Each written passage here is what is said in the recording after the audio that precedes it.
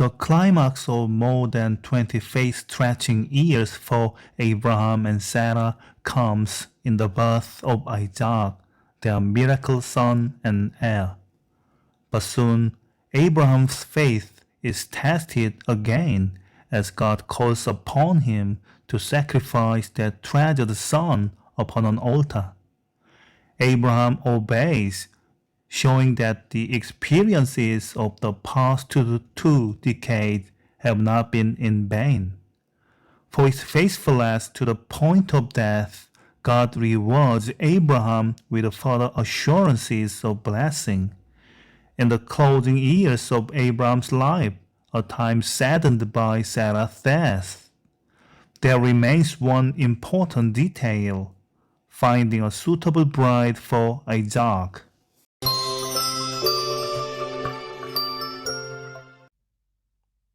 Genesis chapter 21. Now the Lord was gracious to Sarah, as he had said, and the Lord did for Sarah what he had promised. Sarah became pregnant and bore a son to Abraham in his old age, at the very time God had promised him. Abraham gave the name Isaac to the son Sarah bore him. When his son, Isaac, was 8 days old, Abraham circumcised him as God commanded him. Abraham was 100 years old when his son Isaac was born to him. Sarah said, "God has brought me laughter, and everyone who hears about this will laugh with me." And she added, "Who would have said to Abraham that Sarah would nurse children? Yet I have borne him a son in his old age." The child grew and was weaned, and on the day Isaac was weaned, Abraham held a great feast. But Sarah saw that the son whom Hagar the Egyptian had borne to Abraham was mocking, and she said to Abraham, "Get rid of that slave woman and her son, for that woman's son will never share in the inheritance with my son Isaac." The matter distressed Abraham greatly because it concerned his son. But God said to him, "Do not be so distressed about the boy and your slave woman. Listen to whatever Sarah tells you, because it is through Isaac that your offspring will be reckoned. I will make the son of the slave into a nation also, because he is your offspring." Early the next morning Abraham took some food and a skin of water and gave them to Hagar. He set them on her shoulders and then sent her off with the boy. She went on her way and wandered in the desert of Beersheba. When the water in the skin was gone, she put the boy under one of the bushes. Then she went off and sat down about a bow shot away, for she thought, "I cannot watch the boy die." And as she sat there, she began to sob. God heard the boy crying. And the angel of God called to Hagar from heaven and said to her, "What is the matter, Hagar? Do not be afraid. God has heard the boy crying as he lies there.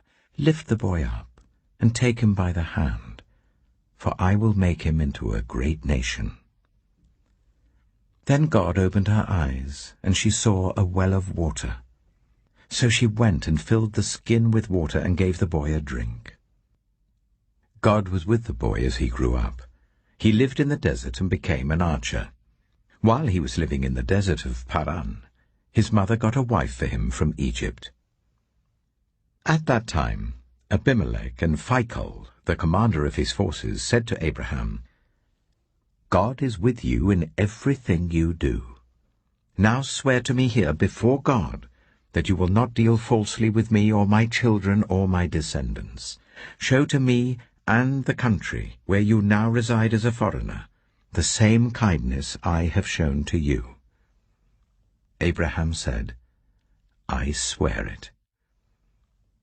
Then Abraham complained to Abimelech about a well of water that Abimelech's servants had seized. But Abimelech said, "I don't know who has done this. You did not tell me, and I heard about it only today." So Abraham brought sheep and cattle and gave them to Abimelech, and the two men made a treaty. Abraham set apart 7 ewe lambs from the flock, and Abimelech asked Abraham, "What is the meaning of these 7 ewe lambs you have set apart by themselves?" He replied, "Accept these 7 lambs from my hand as a witness that I dug this well." So that place was called Beersheba, because the 2 men swore an oath there. After the treaty had been made at Beersheba, Abimelech and Phicol, the commander of his forces, returned to the land of the Philistines. Abraham planted a tamarisk tree in Beersheba, and there he called on the name of the Lord, the eternal God. And Abraham stayed in the land of the Philistines for a long time. Genesis chapter 22. Sometime later, God tested Abraham. He said to him, "Abraham." "Here I am," he replied. Then God said, "Take your son, your only son, whom you love, Isaac, and go to the region of Moriah. Sacrifice him there as a burnt offering on a mountain I will show you." Early the next morning, Abraham got up and loaded his donkey. He took with him 2 of his servants and his son Isaac.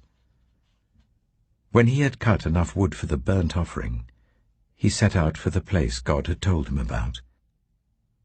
On the 3rd day, Abraham looked up and saw the place in the distance. He said to his servants, "Stay here with the donkey while I and the boy go over there. We will worship, and then we will come back to you."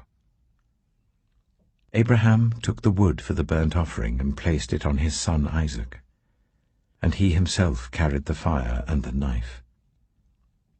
As the 2 of them went on together, Isaac spoke up and said to his father Abraham, "Father?"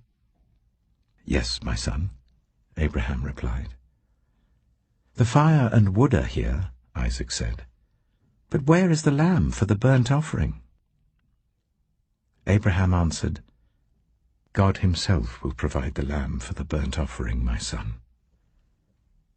And the 2 of them went on together. When they reached the place God had told him about, Abraham built an altar there and arranged the wood on it. He bound his son Isaac and laid him on the altar on top of the wood. Then he reached out his hand and took the knife to slay his son. But the angel of the Lord called out to him from heaven, "Abraham! Abraham!" "Here I am," he replied. "Do not lay a hand on the boy," he said. "Do not do anything to him.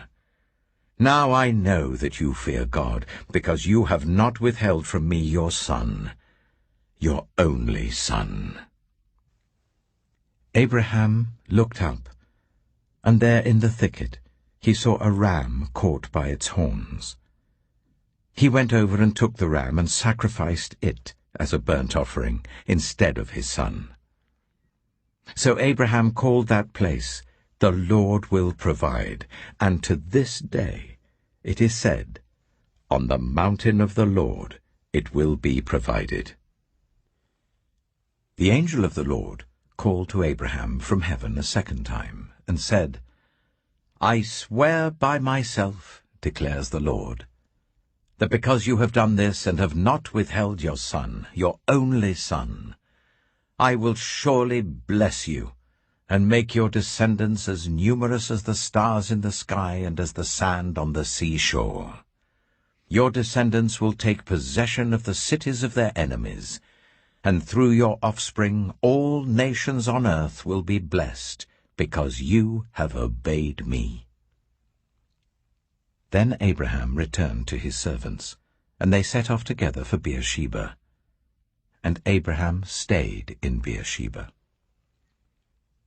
Some time later, Abraham was told, "Milcah is also a mother. She has borne sons to your brother Nahor. Uz the firstborn, Buz his brother, Kemuel the father of Aram, Kesed, Hazo, Pildash, Jiblath, and Bethuel. Bethuel became the father of Rebekah. Milcah bore these 8 sons to Abraham's brother Nahor. His concubine, whose name was Rumah, also had sons, Teba, Gaham, Tahash, and Maacah. Genesis chapter 23. Sarah lived to be 127 years old. She died at Kiriath-arba, that is Hebron, in the land of Canaan. And Abraham went to mourn for Sarah and to weep over her. Then Abraham rose from beside his dead wife and spoke to the Hittites. He said, I am a foreigner and stranger among you. Sell me some property for a burial site here, so I can bury my dead. The Hittites replied to Abraham, Sir, listen to us. You are a mighty prince among us. Bury your dead in the choicest of our tombs. None of us will refuse you his tomb for burying your dead. Then Abraham rose and bowed down before the people of the land, the Hittites. He said to them, If you are willing to let me bury my dead, then listen to me and intercede with Ephron, son of Zohar, on my behalf. So he will sell me the cave of Machpelah, which belongs to him and is at the end of his field. Ask him to sell it to me for the full price as a burial site among you. Ephron the Hittite was sitting among his people, and he replied to Abraham in the hearing of all the Hittites who had come to the gates of his city. No, my lord, he said, listen to me. I give you the field, and I give you the cave that is in it. I give it to you in the presence of my people. Bury your dead. Again Abraham bowed down before the people of the land, and he said to Ephron in their hearing, Listen to me. If you will, I will pay the price of the field. Accept it from me, so I can bury my dead there. Ephron answered Abraham, Listen to me, my lord. The land is worth 400 shekels of silver. But what is that between you and me? Bury your dead. Abraham agreed to Ephron's terms, and weighed out for him the price he had named in the hearing of the Hittites, 400 shekels of silver, according to the weight current among the merchants. So Ephron's field in Machpelah, near Mamre, both the field and the cave in it, and all the trees within the borders of the field, was legally made over to Abraham as his property, in the presence of all the Hittites who had come to the gate of the city. Afterwards Abraham buried his wife Sarah in the cave in the field of Machpelah, near Mamre, which is at Hebron, in the land of Canaan. So the field and the cave in it were legally made over to Abraham by the Hittites as a burial site. Genesis chapter 24. Abraham was now very old, and the Lord had blessed him in every way. He said to the senior servant in his household, the one in charge of all that he had, Put your hand under my thigh. I want you to swear by the Lord, the God of heaven and the God of earth, that you will not get a wife for my son from the daughters of the Canaanites, among whom I am living, but will go to my country and my own relatives and get a wife for my son Isaac. The servant asked him, What if the woman is unwilling to come back with me to this land? Shall I then take your son back to the country you came from? Make sure that you do not take my son back there, Abraham said. The Lord, the God of heaven, who brought me out of my father's household and my native land, and who spoke to me and promised me on oath, saying, To your offspring I will give this land, he will send his angel before you, so that you can get a wife for my son from there. If the woman is unwilling to come back with you, then you will be released from this oath of mine. Only do not take my son back there. So the servant put his hand under the thigh of his master Abraham, and swore an oath to him concerning this matter. Then the servant left, taking with him 10 of his master's camels, loaded with all kinds of good things from his master. He set out for Aram Naharaim, and made his way to the town of Nahor. He made the camels kneel down near the well outside the town. It was toward evening, the time the women go out to draw water. Then he prayed, Lord, God of my master Abraham, make me successful today and show kindness to my master Abraham. See, I am standing beside this spring, and the daughters of the townspeople are coming out to draw water. May it be that when I say to a young woman, Please let down your jar that I may have a drink, and she says, Drink, and I'll water your camels too. Let her be the one you have chosen for your servant Isaac. By this I will know that you have shown kindness to my master. Before he had finished praying, Rebekah came out with her jar on her shoulder. She was the daughter of Bethuel, son of Milcah, who was the wife of Abraham's brother Nahor. The woman was very beautiful, a virgin. No man had ever slept with her. She went down to the spring, filled her jar, and came up again. The servant hurried to meet her and said, Oh, please, give me a little water from your jar. Drink, my lord, she said, and quickly lowered the jar to her hands and gave him a drink. After she had given him a drink, she said, I'll draw water for your camels too, until they've had enough to drink. So she quickly emptied her jar into the trough, ran back to the well to draw more water, and drew enough for all his camels. Without saying a word, the man watched her closely to learn whether or not the Lord had made his journey successful. When the camels had finished drinking, the man took out a gold nose ring weighing a beaker and 2 gold bracelets weighing 10 shekels. Then he asked, Whose daughter are you? Please tell me, is there room in your father's house for us to spend the night? She answered him, I am the daughter of Bethuel, the son that Milcah bore to Nahor. And she added, We have plenty of straw and fodder, as well as room for you to spend the night. Then the man bowed down and worshipped the Lord, saying, Praise be to the Lord, the God of my master Abraham, who has not abandoned his kindness and faithfulness to my master. As for me, the Lord has led me on the journey to the house of my master's relatives. The young woman ran and told her mother's household about these things. Now Rebekah had a brother named Laban, and he hurried out to the man at the spring. As soon as he had seen the nose ring and the bracelets on his sister's arms, and had heard Rebekah tell what the man had said to her, he went out to the man and found him standing by the camels near the spring. Come, you who are blessed by the Lord, he said. Why are you standing out here? I have prepared the house and a place for the camels. So the man went to the house, and the camels were unloaded. Straw and fodder were brought for the camels, and water for him and his men to wash their feet. Then food was set before him. But he said, I will not eat until I have told you what I have to say. Then tell us, Laban said. So he said, I am Abraham's servant.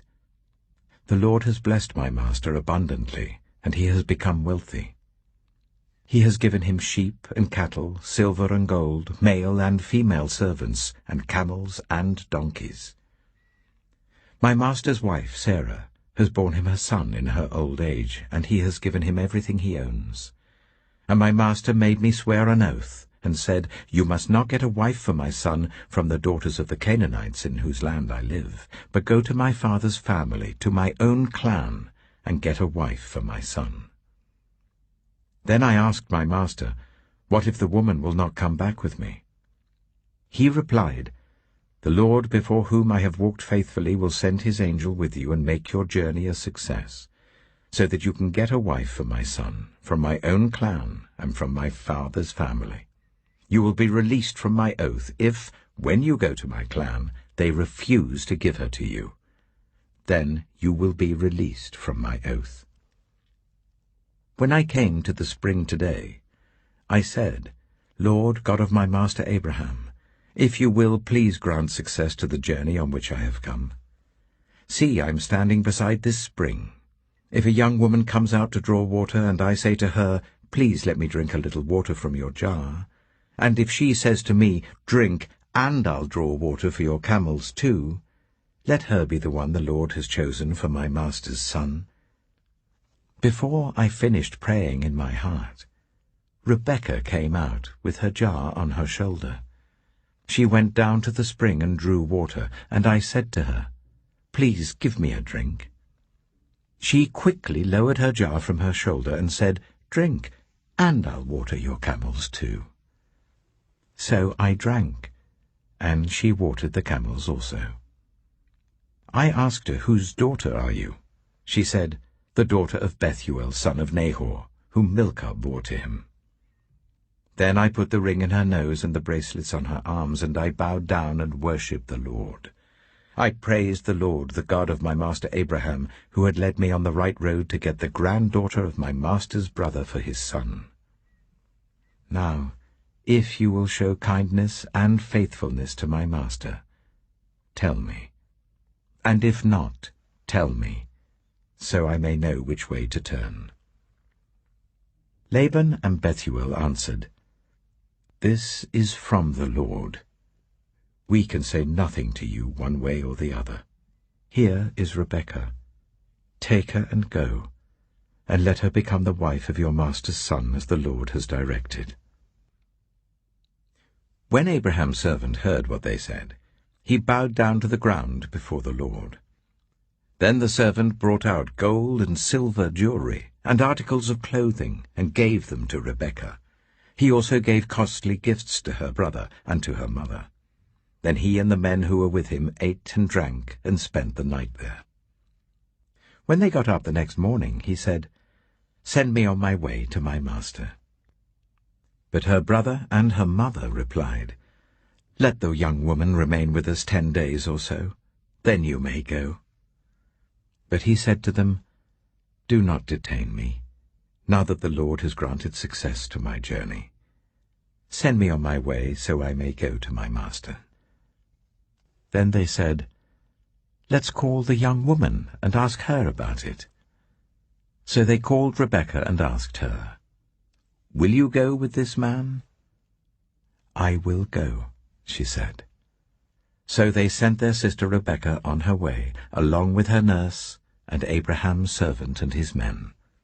And they blessed Rebekah and said to her, "Our sister, may you increase to thousands upon thousands. May your offspring possess the cities of their enemies." Then Rebekah and her attendants got ready and mounted the camels and went back with the man.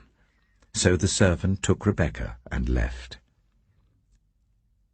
Now Isaac had come from Beer Lahairoi, for he was living in the Negev. He went out to the field one evening to meditate, and as he looked up, he saw camels approaching. Rebekah also looked up and saw Isaac. She got down from her camel and asked the servant, "Who is that man in the field coming to meet us?" "He is my master," the servant answered. So she took her veil and covered herself. Then the servant told Isaac all he had done. Isaac brought her into the tent of his mother Sarah, and he married Rebekah. So she became his wife, and he loved her. And Isaac was comforted after his mother's death. Genesis